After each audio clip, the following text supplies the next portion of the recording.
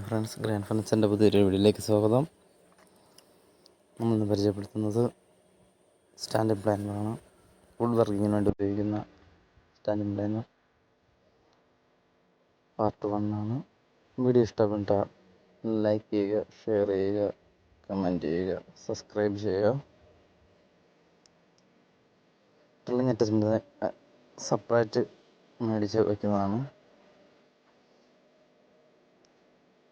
ഇത് thickness പ്ലാറ്റാണ്. Thickness പ്ലാറ്റ് ഉയർത്താനും താഴ്ത്താനും ഉപയോഗിക്കുന്ന ലിവറാണ്.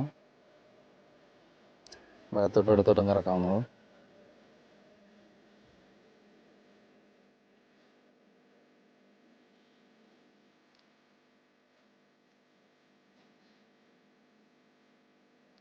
ഇടത്തോട്ട് കറക്കി കഴിഞ്ഞ് താഴുകയും വലത്തോട്ട് കറക്കി കഴിഞ്ഞ് ഉയരുകയും ചെയ്യും.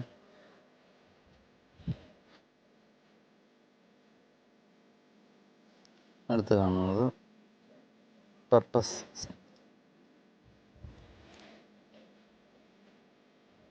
Cutter blade, purpose thickness പ്ലാറ്റാണത്.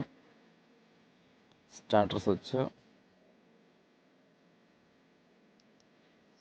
നമുക്കൊന്ന് തുറന്ന് നോക്കാം.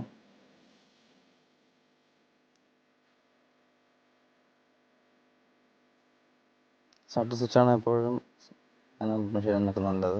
കറണ്ട് പോയിട്ട് വരുമ്പോഴൊക്കെ ഓണാവില്ല. ഓൺ ചെയ്താൽ മാത്രമേ ഓണാവത്തുള്ളൂ. ഓവർ വോൾട്ടേജ് കുറവോ ഉണ്ടെങ്കിൽ മോട്ടറിനെ സംരക്ഷിക്കും, ഓണാവത്തില്ല. ഇതിൻ്റെ ആംപിയർ അഡ്ജസ്റ്റ് ചെയ്യാവുന്നത് 19 വെച്ചിരിക്കേണ്ടത്. കൂടുതലും വലിയ കുഴപ്പമില്ല. അതിന് കൂടുതൽ വോൾട്ടേജ് വേണമെന്നുള്ളപ്പോൾ മെഷീൻ ഓഫ് ചെയ്യാവും, ഓട്ടോമാറ്റിക്കായിട്ട് ഓഫാവും. മോട്ടറിന് സേഫ്റ്റി ഞാൻ 19 ചെയ്യുന്നത്.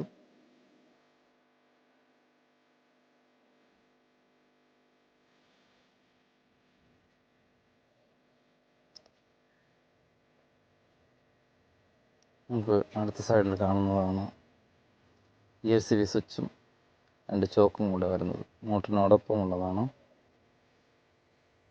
മോട്ടറിന് സ്റ്റാർട്ടാവാൻ വേണ്ടിയുള്ള സ്റ്റാർട്ടർ.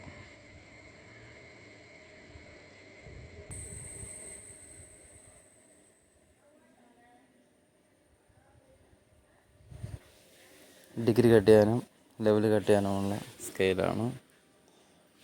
നമുക്ക് ഡിഗ്രിയും കട്ട് ചെയ്യാം, ലെവലും കട്ട് ചെയ്യാം. ചെയ്യുന്ന സമയത്ത് കട്ടർ ബ്ലേഡ് അതിലിട്ട് കൊണ്ട് ഉപയോഗിക്കാൻ പാടില്ല, സേഫ്റ്റി അല്ല. അപ്പോൾ വേണമെങ്കിൽ കൈ കയറി തട്ടിയ അപകടങ്ങളുണ്ടാകും. ഇത് ലെവല് കണപ്പ് ഒട്ടിച്ച് ചെയ്യുന്ന സ്കെയിലാണ്.